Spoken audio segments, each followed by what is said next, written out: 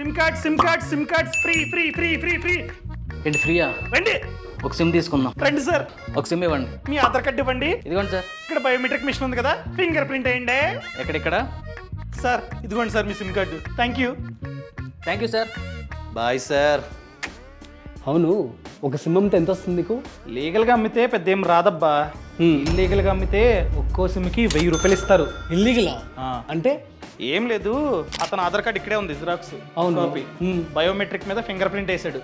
ఈ ప్రూఫ్స్ తీసుకొని అతని పేరు మీద 5-6 సిమ్ములు తీసుకుంటా. ఈ 5-6 సిమ్స్ ని స్కామర్స్ ఉంటారు, వాళ్ళకి అమ్మేస్తా, 1000 రూపాయలు ఇస్తారు. ప్రపంచం అంతా దొంగ నా కొడుకుని. అవును, మరి స్కామర్స్ కి దీనివల్ల యూజ్ ఏంటి?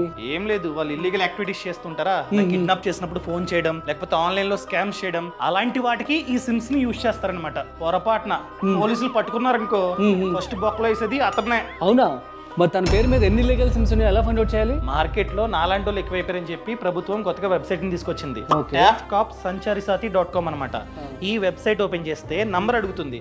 అతనికి ఆల్రెడీ ఫోన్ ఉంది, సిమ్ ఉంది కదా, ఆ సిమ్ నంబర్ ఎంటర్ చేస్తే చాలు, అతని పేరు మీద ఆ సిమ్ కాకుండా ఇంకెన్ని సిమ్స్ ఉన్నాయో అన్ని చూపిస్తుంది. ఏ నంబర్ అయితే అతనిది కాదో సింపుల్ గా నాట్ మై నంబర్ ని క్లిక్ చేసి రిపోర్ట్ కొడితే అన్ని డియాక్టివేట్ అయిపోతాయి. ఓ సూపర్ కదా. ఎందుకన్నా మంచిది, చెక్ చేసుకుని కూడా. ఇప్పుడే చూస్తాను వెళ్ళి. ఈ సమాచారాన్ని ప్రతి ఒక్కరికి షేర్ చేయడం అస్సలు మర్చిపోకండి.